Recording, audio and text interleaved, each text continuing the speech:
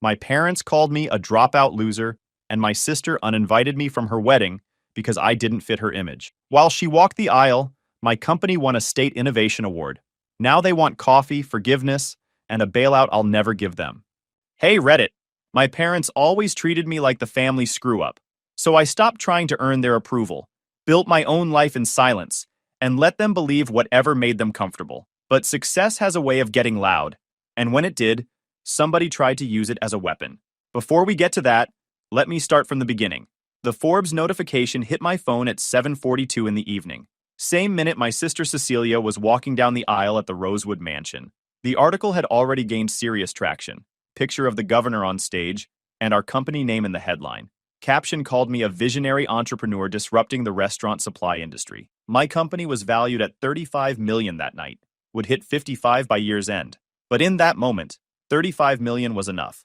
My buddy Owen, married, steady, the calmest guy I know, was sitting next to me in his suit. He caught my expression and flipped my phone face down without a word. Let it breathe, he said. For most of my life, I was the family disappointment, the dropout who couldn't finish anything. My sister Cecilia was the golden child, MBA from Northwestern, director of supply chain pulling $190,000 a year, engaged to Preston, whose family owned urgent care clinics across Texas. My name's Garrett. I left college after 2 years. My parents told everyone I couldn't handle it. Never asked why I actually left. Just decided I was failing and moved on. I didn't leave because I was flunking. I left because I finally saw the math. That spring, my days looked like this. Class, shift at Lucky's, then Owen's apartment with my laptop open until my eyes felt gritty. I wasn't studying. I was building. One morning, I walked into a lecture and realized I couldn't tell you what the professor had been talking about for 10 minutes. Not because it was hard, because my brain was at a bar inventory screen that didn't exist yet. After class, I stopped by the academic office, asked about taking fewer credits. The woman behind the counter slid a paper across the desk. Numbers that meant one thing. I'd be paying for school to sit in a room thinking about a company I wasn't allowed to build. That night, Owen and I sat in his apartment with a spreadsheet open between us. Not a dream spreadsheet, a brutal one. What it would cost to stay, what it would cost to leave. Owen pointed at the line that mattered. If we wait 2 more years, he said, someone else builds it, and we go back to pouring drinks for people who don't know what inventory is. I thought about my parents, about their pride in the idea of a degree, not in me, in the paper. So I withdrew the next week. My parents heard dropout. I heard start. Every family dinner followed the same script. Cecilia talking about logistics optimization and quarterly targets. Preston chiming in about expansion plans and foundation work. Mom beaming like Cecilia had cured cancer. Me? I'd mention landing an account. Mom would get this pinched look and change subjects fast. That's nice, Garrett. Cecilia, tell everyone about your promotion. The worst part wasn't the invisibility. It was the active contempt. Last Christmas, Dad pulled me aside in the kitchen. Try not to embarrass us tonight, he said, his voice low. He glanced back toward Preston's father, then looked at me like I was a problem to manage. I was 26 years old, running a company, and my father was telling me to be quiet. I stayed for another hour, then left without saying goodbye. Owen was the only person who knew everything, my brother in every way that mattered. Owen and I met sophomore year at UT Austin, both working part-time at this campus bar called Lucky's. Management was garbage. Owner couldn't track inventory to save his life. We were sitting in Owen's apartment at 3 in the morning after a double shift, dead tired, eating $2 gas station tacos. We could build something better, Owen said, his voice flat, exhausted, not dreamy, just stating a fact. I'd been thinking the same thing for months. Every restaurant and bar we delivered to had the same issues. Couldn't track orders. Couldn't manage supplier relationships. The software options were all garbage. Either $50,000 a year enterprise systems or cheap junk that barely worked. What if we built something specifically for restaurants and bars? I said. Equipment sourcing, supplier management, inventory tracking. One platform. Owen looked at me. Really looked. We'd have to stop pretending this was a side thing. Probably. Your parents would lose their minds. Definitely. We sat there in silence. Then Owen held up his last taco like a toast. We build it or we beg forever. That became our thing. Our creed. Owen launched full-time with me. We called the company Kitchen Sink, restaurant equipment sourcing and inventory management. Restaurants paid us a percentage of savings, plus a monthly platform fee. First year, 42 customers, $6,800 a month. Year 2, a restaurant owner in Dallas called me crying. Said we'd saved his business. That call made everything worth it. Year 4, 1,800 customers in 12 states, 4 million a year. Team of 19. January this year, Series B closed. 35 million valuation. My parents thought I moved boxes in restaurant supply. That wasn't an accident. After the way they talked to me, I kept my answers small on purpose. And I kept my distance. Saw them maybe 3 times a year. Always at their house. Always on their terms. My parents weren't online people. They didn't read business news. If it wasn't Cecilia's world, it didn't exist. Owen didn't do speeches. He did actions. And when he was angry, he got quieter, which was worse. The one thing Owen couldn't do was let things slide. If something needed fixing, he'd work himself ragged before asking for help. There was one dinner that made it official. Random Sunday. Just my parents, Cecilia, Preston, and me around the table. Dad asked, "So, Garrett, how's work?" He said it the way you ask a kid how their lemonade stand is doing. "Good," I said. "Busy. Still, restaurant supply?" Mom asked. I nodded. "Yeah, we help places keep things organized." Preston laughed softly. "So, you're basically the guy who makes sure forks show up on time." I didn't correct him, just let his version sit on the table between us. Dad leaned back. "Well, it's honest work." Mom reached for Cecilia's hand instead. "And you, honey, how's the new role?" The dinner snapped back into its usual orbit. I watched the subject change. My name brushed aside like crumbs. So I stopped trying to educate them. Wedding planning started 14 months before. Cecilia wanted perfect. $180,000 at the Rosewood Mansion. Preston's family kicked in $90,000. My parents mortgaged their house for the rest. "This is once in a lifetime," Mom said at the engagement party. "Cecilia deserves the wedding of her dreams." I was standing right there. I was supposed to be a groomsman. Got measured for a tux. Then Preston wanted only business school friends in the wedding party. Better optics. Lost the tux deposit. 3 weeks before the wedding, the text came. I was in the kitchen sink office Tuesday night. Just closed a deal with a restaurant group in Florida. 42 locations. $18,000 a month in recurring revenue. I was reviewing the contract when my phone lit up. Cecilia. "Hey, need to talk about the wedding." "Okay." Preston's parents have been asking about family. They're really particular about image. "We think it would be better if you didn't come. You'd probably feel more comfortable anyway." I stared at the message, read it 3 times. My throat felt tight in a way I hated. Not dramatic, just physical. Like my body understood the insult before my brain did. Owen was across the office working on supplier contracts. He looked up. "You good?" I handed him my phone. He read the message. His jaw tightened. He didn't blink, just stared at the screen. "What are you going to do?" I typed back one word. "Understood." Owen handed my phone back. Said nothing. Didn't need to. My phone rang immediately. Cecilia calling. "Garrett, don't be dramatic about this." "I'm not. You said don't come." "I'm not coming.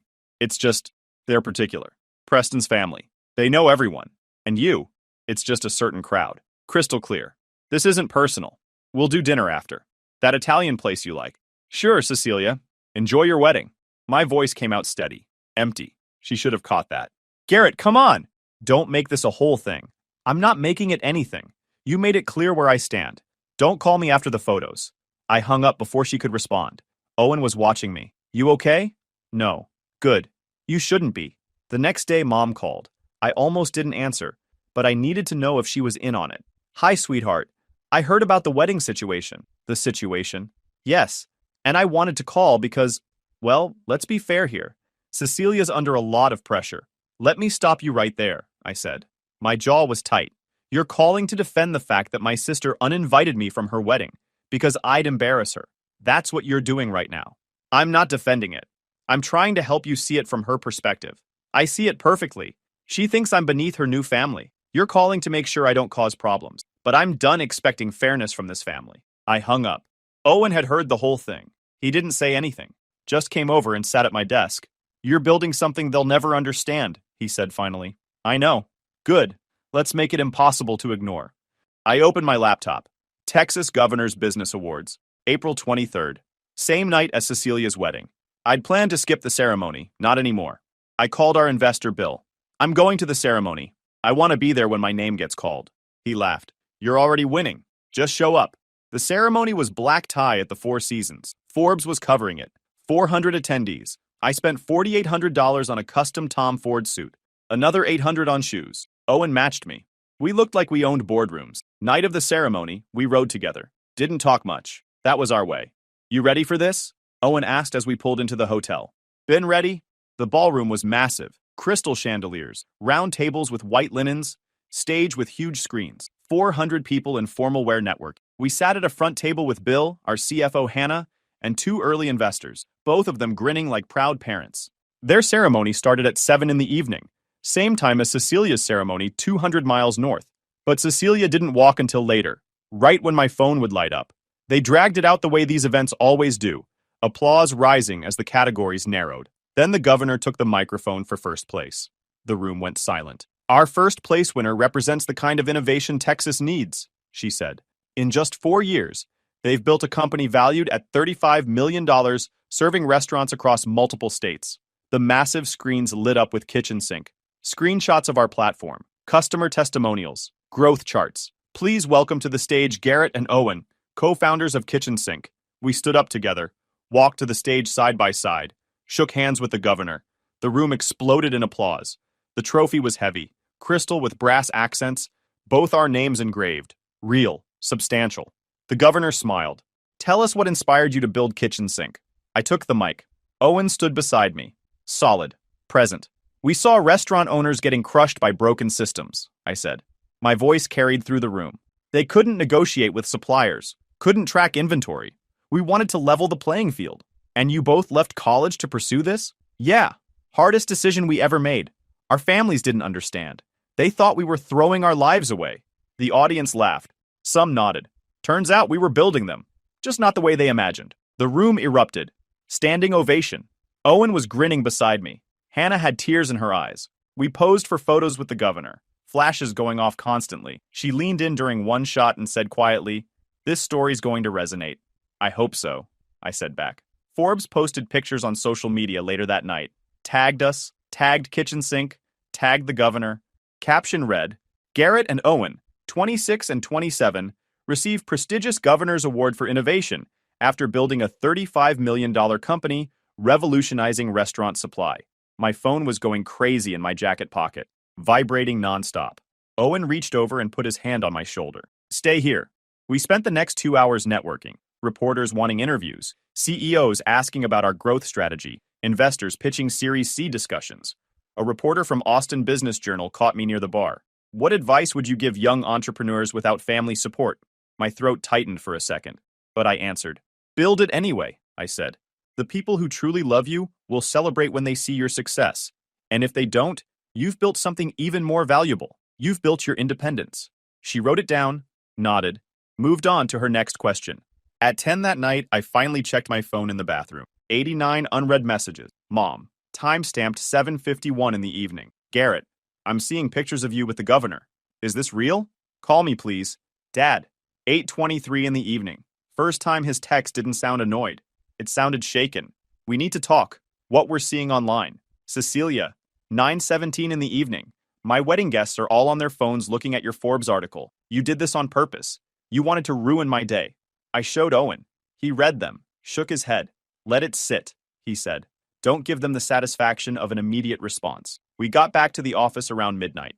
Owen grabbed 2 beers from the office fridge. We sat in the dark, our ritual after big moments. "You think they'll actually apologize?" Owen asked. "No, they'll make it about them, about how embarrassed they are." He was quiet for a while. Then, "You good with that?"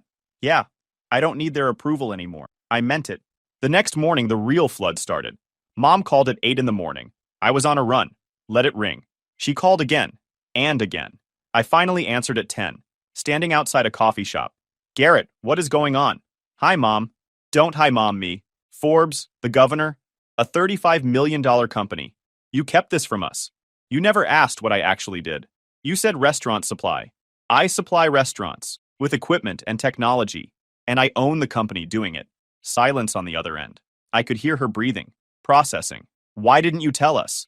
Her voice cracked a bit, but I'd learned not to mistake emotion for accountability. "If I'd told you 4 years ago I was starting a company, that I left school to build something, would you have supported me?" More silence. "You have to understand, Garrett. We were worried. You dropped out. You had that tiny apartment, that old car. I was reinvesting everything into growth. That's how you build companies. But you didn't ask. You just assumed I was failing and treated me accordingly. We didn't know that. You didn't ask. For 4 years you treated me like a failure. You compared me to Cecilia at every single dinner. You dismissed everything I said. You told me I was a pathetic loser. You said you wished you'd raised me better. And now you're upset you didn't know I was succeeding? No yelling, no anger, nothing for her to deflect. We were frustrated. We didn't mean those things. You said them. You meant them at the time. That's called having consequences, Mom. She tried to keep talking, started crying, started making it about her feelings. I hung up. Owen walked up with coffee. Heard the whole thing. Proud of you, he said. Preston called Owen's phone that evening. Smart. Owen put it on speaker. This is Owen. Preston here? Is Garrett available? Depends what you want. Garrett's Forbes feature created complications. My parents are asking why he wasn't at the wedding. It's making us look bad. We need damage control. Maybe Garrett could post something supportive. Owen's face stayed neutral. Let me get this straight. You uninvited Garrett because he'd embarrass you. Now you're embarrassed he's successful. And you want him to fix your reputation. It's not like that. It's exactly like that. Garrett's not interested in performing for your family's image. Owen hung up. That was clean, I said. Cecilia showed up at our office 3 days later. Owen intercepted her at reception and sent her away. She wanted to apologize, he said when he came back. I told her to write it down and mail it. Then, the extended family call started. Aunt Kelly with her just trying to keep the peace energy. A cousin I hadn't spoken to in 2 years, all saying the same thing. Be the bigger person. It's family. I blocked them all. I thought the phone calls were the worst of it. I was wrong. 3 days after the awards, Helen Cordovan posted on social media a family photo from the wedding. Caption read, "Grateful for family and everyone who showed up." The comments filled with congratulations. Then I saw it. My mom had liked the post. Not commented, just liked. Quiet support that said everything. Owen showed me Cecilia's post the next day.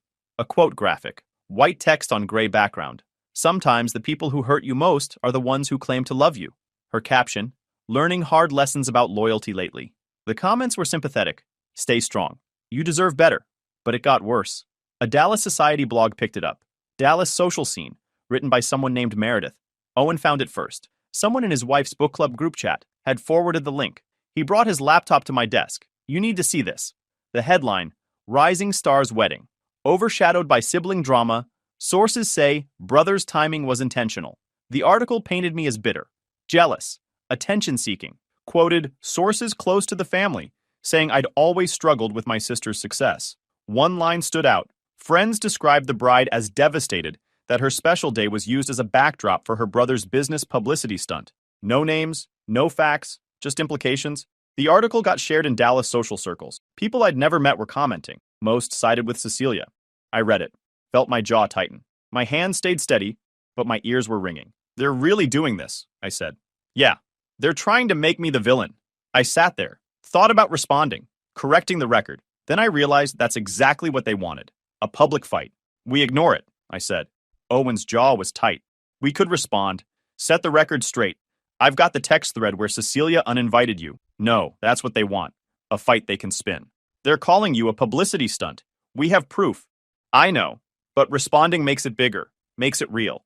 Right now it's a society blog nobody outside Dallas cares about. Owen stared at me, then exhaled like it hurt. You're right.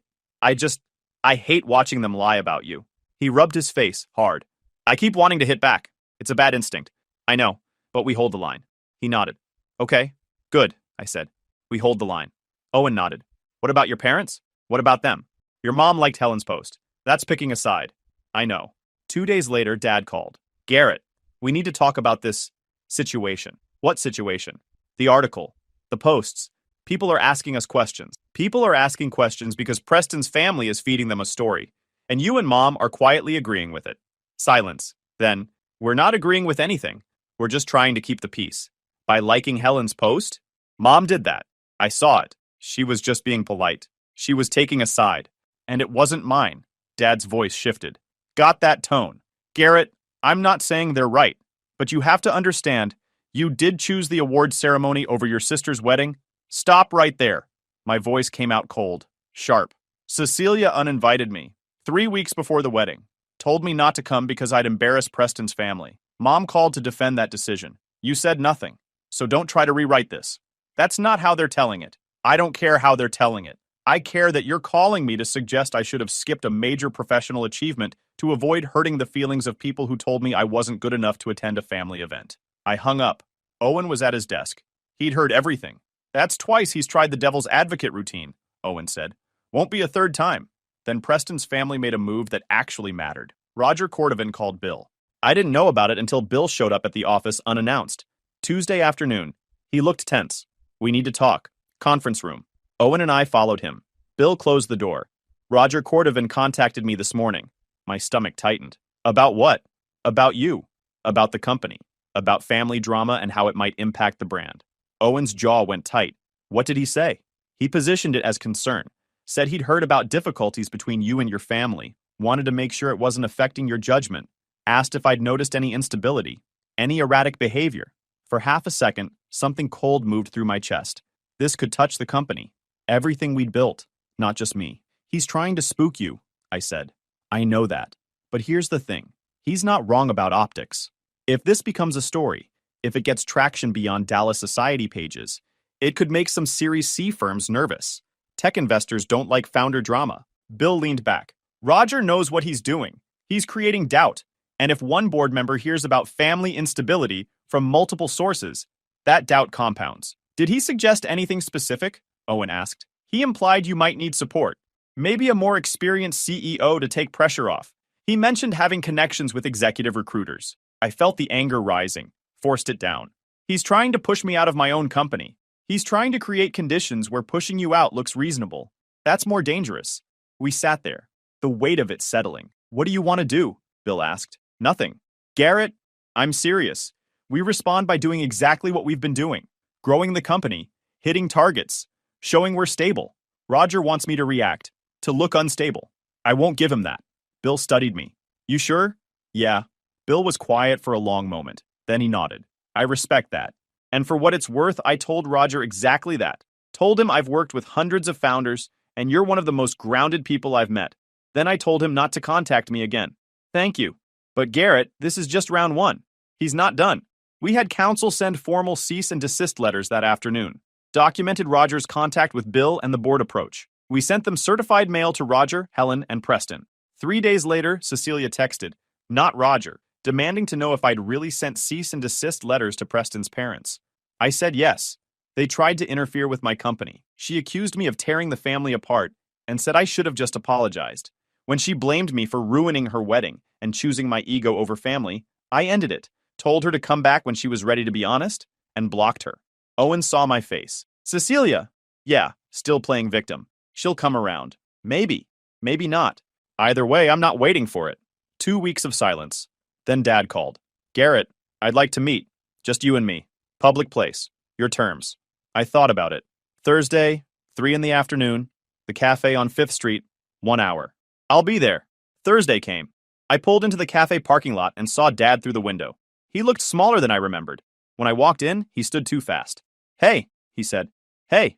I checked the clock on my phone and set it face down on the table. 1 hour. He noticed. He didn't comment. We ordered in silence. I sat. He sat. He cleared his throat. I've been thinking about what you said. About us not asking. I waited. Didn't help him. I told myself you'd tell me if it was important. That's what you told yourself. He tried again. I was angry when you left school. I know. I made it about Grandpa.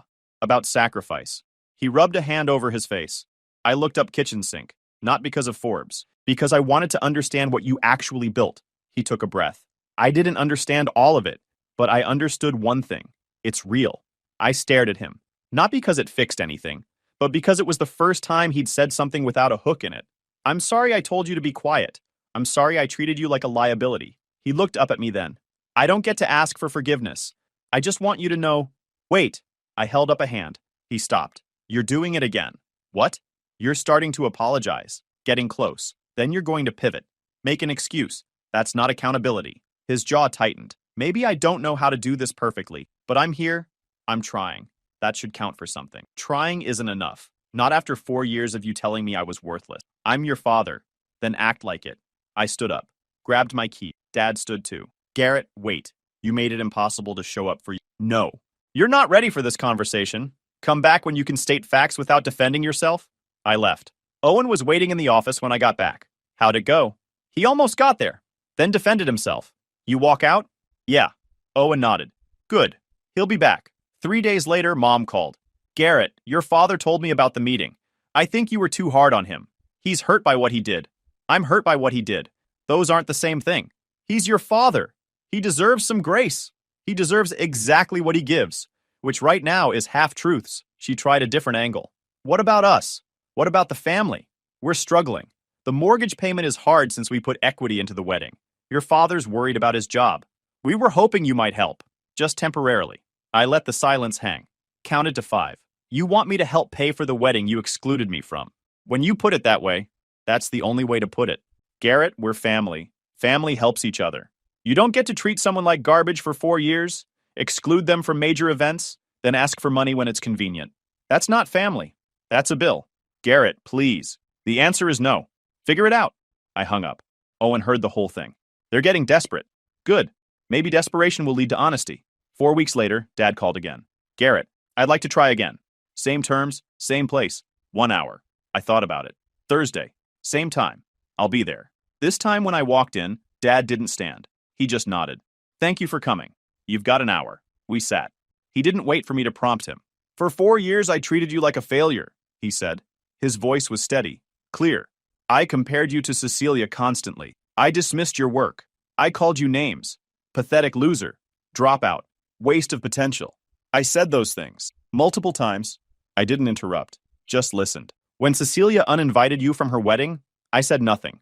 I let your mother call you to defend that decision. I prioritized Preston's family's comfort over your dignity. He took a breath. When I finally saw your success, I called you to suggest you'd chosen business over family, like you were the problem. He looked at me directly. I was wrong. All of it. Every word. Every dismissal. I was wrong. I sat there. Let it land. Why? I asked. Why was I wrong?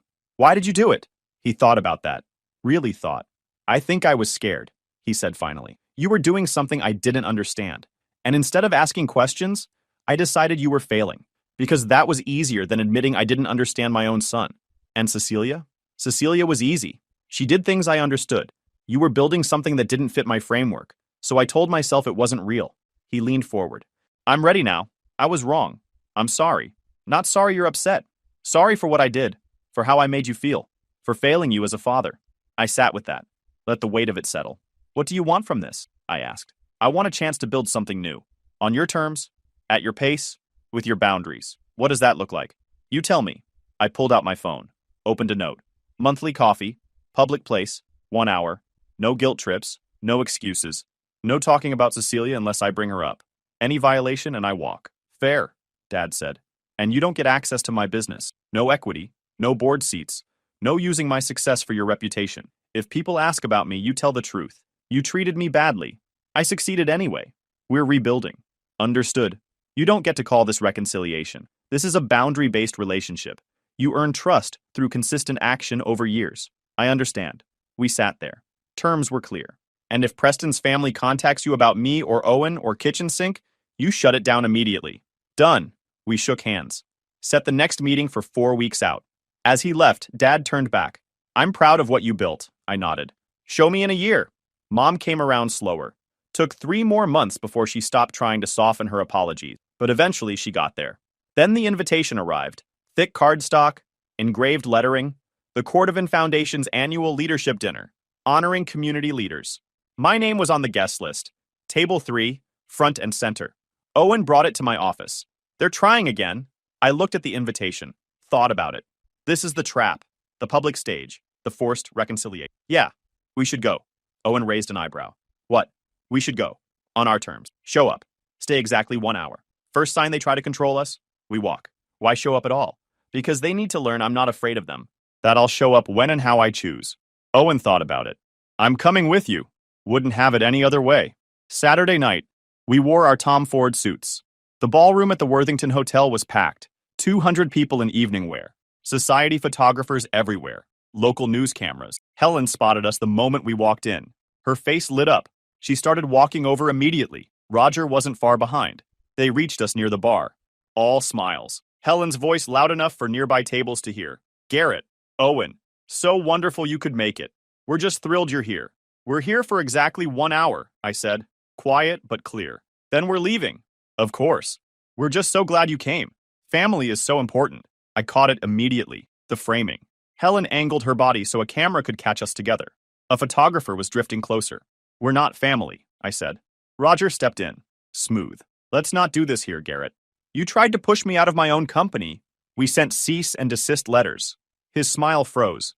People at nearby tables were listening now. Before I could say more, a woman in a Foundation t-shirt approached. Excuse me, is everything all right? Helen's voice got louder. Everything's fine. Just a family misunderstanding. We're leaving, I said.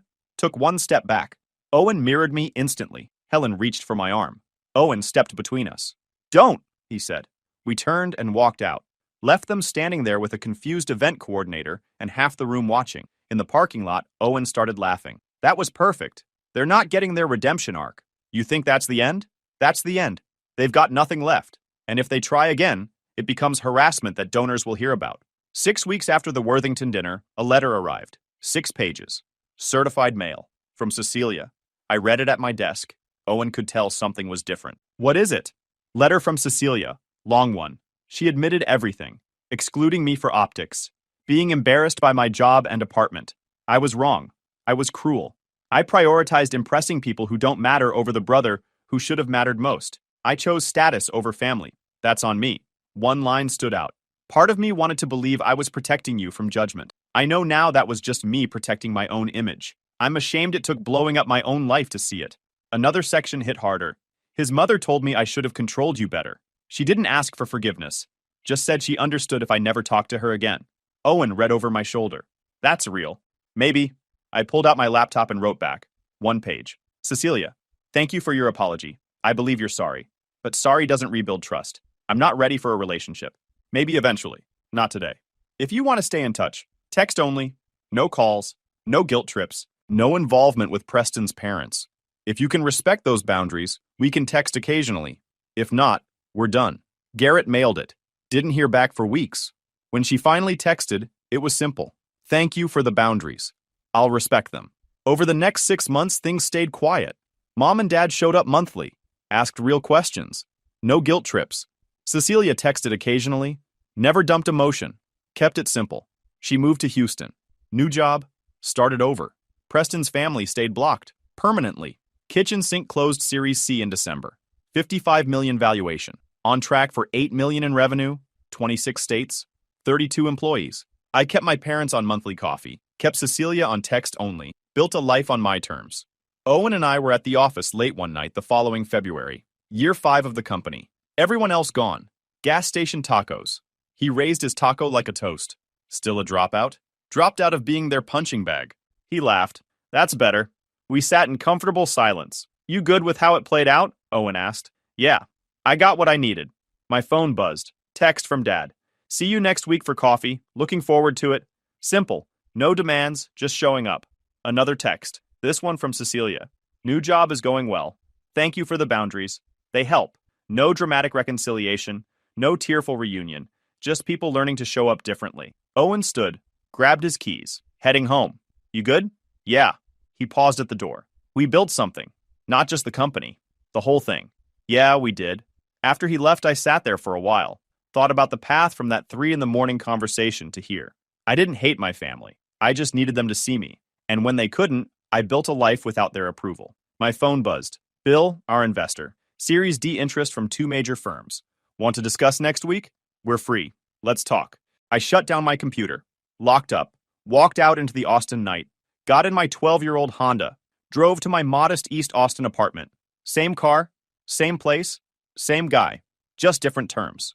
I pulled into my parking spot. Sat there for a minute. Then I texted the photo to Owen. Me and him on stage with the governor. Both holding the trophy. We build it or we beg forever. Owen. Damn right. I went inside. Sat on my couch. Cracked open a beer. Somewhere in Dallas, Cecilia was figuring out who she was without Preston's approval. But here in this small apartment, I was exactly where I needed to be. I finished my beer, turned off the lights, got ready for bed. Tomorrow, we'd talk Series D. Tonight, I just sat feeling the weight of 5 years. It was heavy, but it was mine. Guys, we are so close to hit 100,000 subscribers on this channel. If you are not subscribed to the channel, please consider subscribing. It really helps hit that 100,000 mark. Thanks for making this dream come true.